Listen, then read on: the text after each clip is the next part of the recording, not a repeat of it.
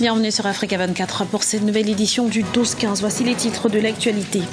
2014, année du redressement économique en Côte d'Ivoire. Après plusieurs années de crise socio-politique, le pays a su renouer avec la croissance. Année mémorable au Burkina Faso, entre tragédie et révolte populaire. Retour sur les événements qui ont marqué le pays des hommes intègres en 2014. Et puis, quelles sont les chances de réussite de la Guinée équatoriale à la Coupe d'Afrique des Nations 2015? Élément de réponse dans ce journal. Alors que l'année 2014 touche à sa fin, l'heure est au bilan en Côte d'Ivoire. Elle a été marquée par des événements majeurs sur le plan politique, économique et social. Le mouvement de réforme engagé ces dernières années commence à porter ses fruits. Flashback avec notre correspondant sur place, Serge Kofi. La Côte d'Ivoire a connu de grands moments en 2014. Au plan culturel, le Massa, marché des arts du spectacle africain, a consacré le retour d'Abidjan comme plaque tournante de la culture africaine. Sur le plan politique, 2 des 3 grands partis vivent des moments agités. Au PDCI, Parti démocratique de Côte d'Ivoire, l'appel de Daoukro lancé par le président du parti, Henri Konan Bédié, à voter pour Alassane Ouattara à l'élection présidentielle de 2015, dans le cadre du rassemblement des oufoutistes pour la démocratie et la paix, suscite des résistances. Le PDCI présentera un candidat en 2015 et ce candidat sera un militant actif du PDCI. Au FPI, Front populaire ivoirien, le président Pascal Affi-N'Guessan est contesté par une partie de la direction qui veut confier le parti à son fondateur, l'ex-président Laurent Gbagbo. On ne peut pas tourner la page du président Laurent Gbagbo. Nous voulions que toute la communauté internationale sache que la présence du président Laurent Gbagbo en Côte d'Ivoire permettra à ce pays de reprendre son souffle. Au niveau de la réconciliation nationale, des avancées ont été enregistrées. Cela a été consigné dans le rapport d'activité remis au chef de l'État. Ce dernier a annoncé la constitution d'un fonds de 10 milliards de francs CFA pour indemniser les victimes. Pour Charles Konan Banny, la commission Dialogue, Vérité et Réconciliation qu'il dirige a permis aux victimes de s'exprimer avant de songer à pardonner. Au plan économique, la Côte d'Ivoire enregistre des résultats satisfaisants avec un taux de croissance pour 2014 prévu à 9%. Ce qui retient l'attention, c'est que pour la première fois, le budget du pays dépasse les 5 000 milliards de francs CFA. Un tiers du budget 2015 sera consacré à l'investissement et la réduction de la pauvreté. Le budget 2015 prévoit une dotation de 164,6 milliards de francs CFA pour l'agriculture, notamment à travers les subventions pour le secteur coton, la filière rizicole, et une dotation de l'ordre de 13 milliards de francs CFA a été inscrite spécifiquement pour des dépenses ciblées sur l'emploi. Enfin, le mois de décembre a été marqué par l'inauguration du 3e pont d'Abidjan. Long d'1,5 km, ce pont à péage va réduire les difficultés de circulation dans la capitale économique ivoirienne. Le 3e pont symbolise l'accent mis par les autorités sur les infrastructures pour développer la Côte d'Ivoire. Et c'était un sujet d'Olivier Conan, notre correspondant en Côte d'Ivoire. Dans l'actualité également, nouvelle reddition de combattants en République démocratique du Congo. Elles se sont déroulées ce dimanche au nord et au sud Kivu, dans l'est du pays. Le désarmement a été supervisé par des représentants de la MONUSCO et des autorités locales. Au total, 150 combattants se sont rendus et 67 armes ont été déposées. Les chiffres pour le sud n'ont pas encore été communiqués. On écoute l'analyse de Freddy Kita Bokusu, secrétaire général de la démocratie chrétienne. Nous avons demandé à ce que les FDLR, qui sont les groupes armés rwandais, rentrent chez eux à Kigali. C'est tout ce que nous avons demandé et nous dénonçons aussi, la délocalisation de ces militaires-là de Goma vers Kisangani. Nous ne pouvons pas continuer de vivre toujours avec des aventures, des scénarios de mauvais goût que le pouvoir de M. Kabila nous a habitués. Donc il faut que cela s'arrête. Nous demandons, nous exigeons à ce que ces groupes armés des FDLR rentrent à Kigali. C'est ce que nous demandons. Pas plus, pas moins. Le Burkina Faso vient de vivre l'une des années les plus mémorables de son histoire. Du crash d'Air Algérie à la chute de Blaise Compaoré, les Burkinabés seront passés par toutes les émotions. Mais c'est surtout le 30 octobre dernier, date de l'insurrection, qui restera sans conteste l'événement majeur de 2014. Retour sur ces faits marquants avec notre correspondant Wenjam Valentin à Compaoré.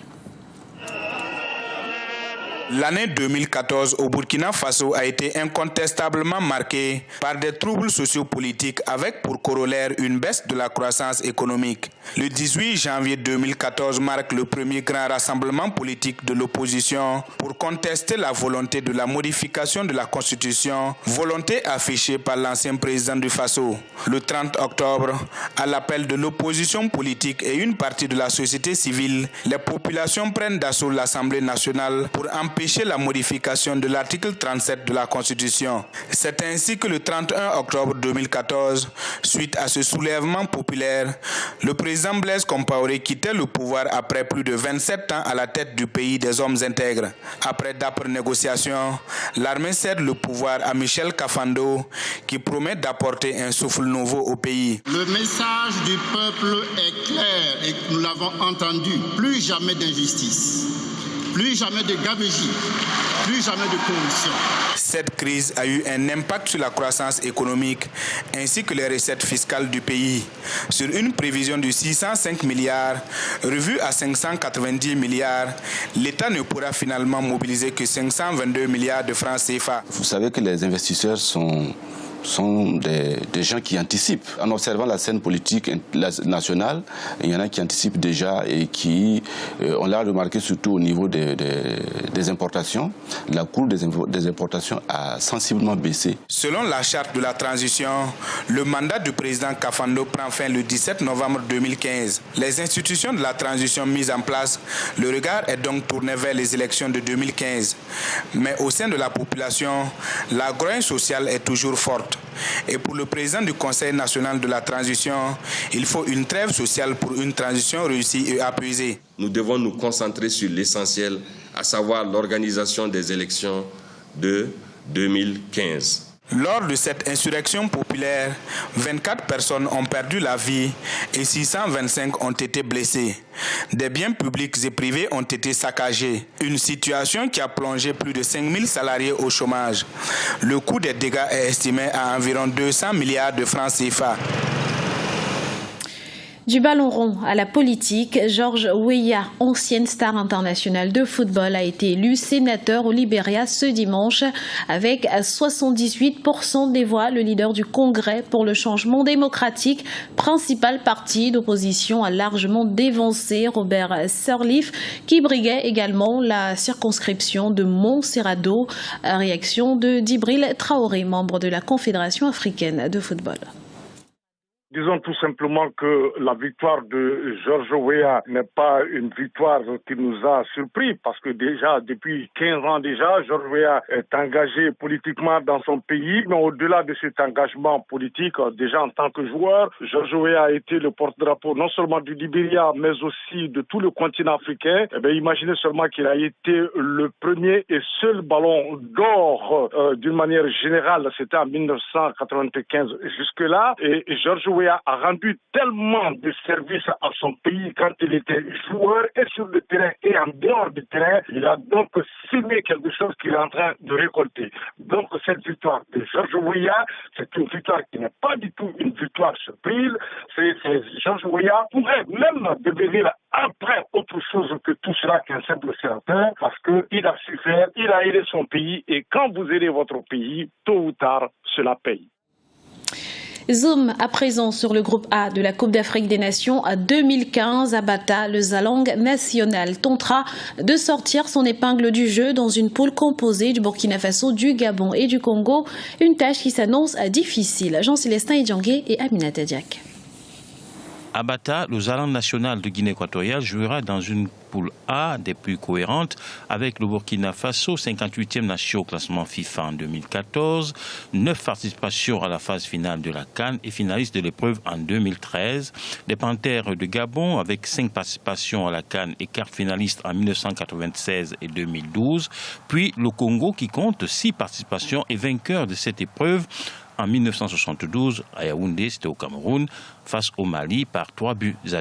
C'est l'un des groupes les plus faibles, si on peut exprimer ce terme, pendant cette compétition, parce que les équipes qui la constituent ne sont pas des grosses pointures en matière de football africain. Nous avons le Burkina qui a été deuxième de la CAN 2013, mais les joueurs qui constituaient cette équipe-là qui étaient les plus en vue aujourd'hui ont régressé en matière de niveau. Je pense le groupe le plus expérimenté de ce groupe-là, suivi du Gabon qui était à la CAN 2012 mais n'y était pas en 2013.